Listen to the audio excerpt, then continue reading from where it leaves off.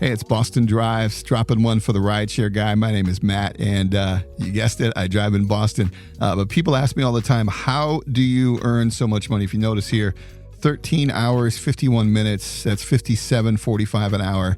280 miles booked, that works out to $284 a mile. Online time, I had the app on for about 24 hours. That works out to above the Massachusetts state minimum for the hourly guarantee for active time at $33.15. Here's my Uber numbers.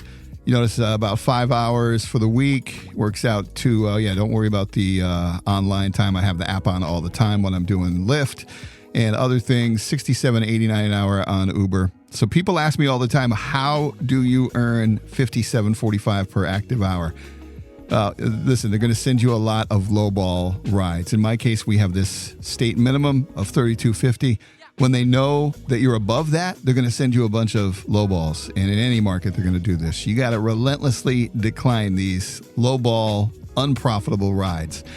They are also going to send you a bunch of long rides. If you're trying to get 50 rides in a weekend, I only have 72 hours, period. And here in Massachusetts, it's 8 hours of rest in between 12. So if you do the math, there's no way I can do hour and a half rides. Like, it doesn't add up. There's not enough time. I only have 36 hours max if I time it perfectly to drive. So that would put me at 36 rides, right? The other thing is you just got to be patient. You got to wait for the good rides because they will send them. Here's $56 an hour, 46, 44. This one is 48, 49. All of these are over 40.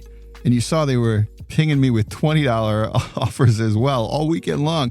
You got to wait for the good ones. If you're on one of those long rides, you're missing all these. If you're on one of those cheap rides, you're missing all these.